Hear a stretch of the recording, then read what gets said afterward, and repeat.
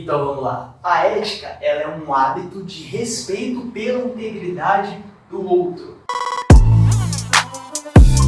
Presta atenção nessa frase. A ética é um hábito de respeito pela integridade do outro. Ética sempre no coletivo, moral sempre individual. A moral começa em mim e termina em mim. A ética começa em mim e termina no nós. Ou seja, assim, na verdade, sempre me perguntam isso. Vitor, é possível eu ser moral e eu não ser ético? Porque isso parece de alguma forma bugar às vezes, né? Porque, pô, se eu sou moral, então não tem por que eu atrapalhar o coletivo. Mas existe um exemplo, que inclusive o meu professor de ética na época me trouxe, né, lembrou na verdade, porque isso se me chamou a atenção na época. Existe um jogador, o Rodrigo Caio, que estava jogando pelo São Paulo, e o que aconteceu?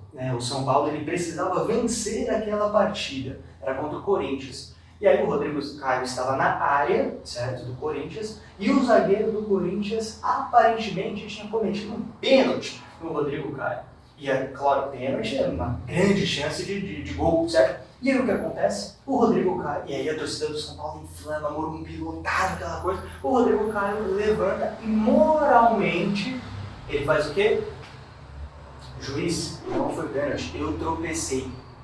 Uma atitude, né, nobre que chamou atenção na época, o que infelizmente, não tirando ali o mérito da atitude dele, né, mas no sentido de chamou uma atenção porque o cara foi moral. Né, já é um absurdo daí a gente olhar para essa nossa sociedade. Mas o que acontece?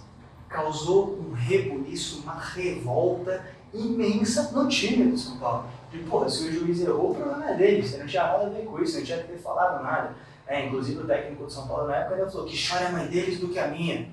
Ou seja, o Rodrigo Caio foi moral, mas ele não foi ético no sentido de que ele não garantiu a boa convivência no time. Então, é assim, existem essas atitudes que nós temos que às vezes pode soar egoísta, pode soar como um amor próprio. E aí eu deixo a reflexão para vocês, porque eu não faço ideia para responder qual é a divisão, a linha tênue, a fronteira entre aquilo que é amor próprio e aquilo que é egoísmo. Mas se Rodrigo Caio foi ético ou não, a gente já tem a resposta, que foi não. Moralmente falando, sim.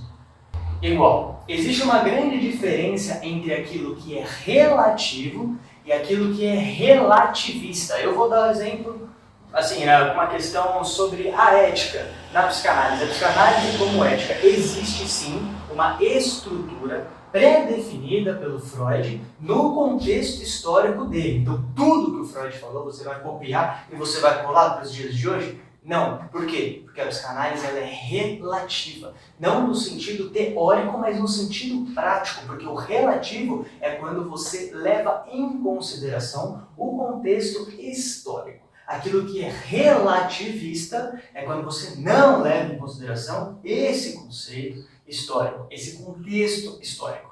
Entende? Então, assim, é de qualquer jeito, é de qualquer custo, tudo importa, nada importa, é meio tanto faz. O relativismo cai nesse lugar muito perigoso que a psicanálise não pode cair. Então, quando você vai estudar uma obra, você tem que levar o autor em consideração, não só a obra em si. Então, quando a gente vai, por exemplo, pegar Aristóteles, é difícil você encontrar lá nos gregos a palavra igualdade. Então, como que você vai discutir igualdade para os gregos? Igualdade para Aristóteles? Vai ser difícil. O que nós vamos precisar fazer? Nos adaptar. Por isso que a igualdade é relativa. Primeiro porque lá não tinha esse conceito, né, diante das elites de toda essa divisão, essa classe, né, social que existia ali na época. E para nós também, mas hoje esse conceito de igualdade já vem algo na cabeça de cada um no sentido do senso comum. Por isso que eu brinco, né, que na verdade para a psicanálise já existe, né, o dicionário psicanalítico, né, escuta para o Freud é diferente para nós. O ouvir para o Freud ele é menos do que a escuta. Por isso que a gente fala escuta ativa, escuta flutuante. Então é muito importante a gente ter na cabeça aquilo que é relativo e aquilo que é o relativista. Dentro das teorias, das práticas, o niilismo do Nietzsche, que eu já falei para vocês, né? O niilismo do Nietzsche é um, o niilismo do senso comum é outro, então é muito importante, né, buscar essa bagagem desse conhecimento para a gente poder conseguir diferenciar, principalmente no contexto de hoje, E a gente falando, né, da ética em si, a ética na psicanálise, a ética como psicanálise, a psicanálise principalmente como uma ética.